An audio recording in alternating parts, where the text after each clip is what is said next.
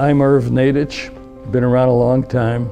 I was a member of the Boys Club. It was not boys and girls, it was the Boys Club originally. Let's see, in 1936, I believe I became a member, and I was active until I was 14, so about 5 years of active membership. I grew up in the area of Chicago known as Back of the Yards. It was the Chicago Stockyards was the largest stockyards in the country, and was known as the hog capital of the world. We were right across the street. My parents had a hardware store, and we grew up in that environment with horses and cattle and cowboys, and it was pretty much like living in the Wild West. We never really went anywhere because there wasn't that kind of transportation. People pretty much stayed in their own environment, their own neighborhoods, and you really didn't know much anywhere outside of that. But as my dad looked at the situation, having 3 daughters and me, he didn't think he wanted them to grow up and marry into that type of person that might be hanging around the stockyards. So sold the hardware store and we moved to Albany Park. That's when I joined the Boys Club. It was the Albany Park Boys Club.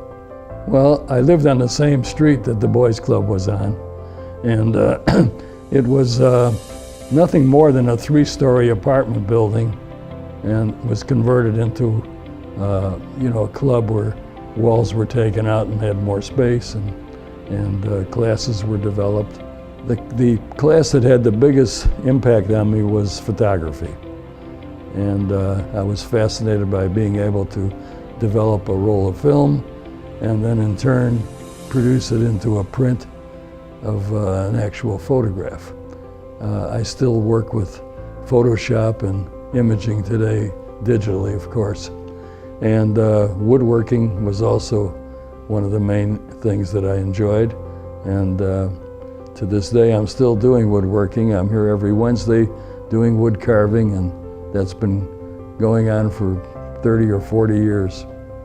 The staff was generally all good. I can't think of any one person that was outstanding. They were all outstanding.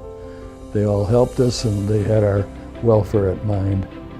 I think I was most impressed with the camaraderie. Everybody seemed to work as a family. I was a member of the Glee Club, and I think I was probably one of the youngest members.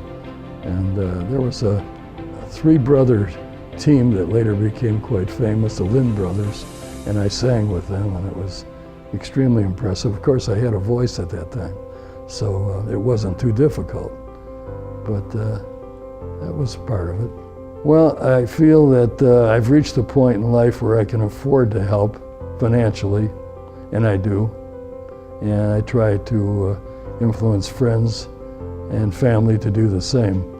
We've raised quite a bit of money for the Boys and Girls Club, and I hope that we can continue even bigger and better.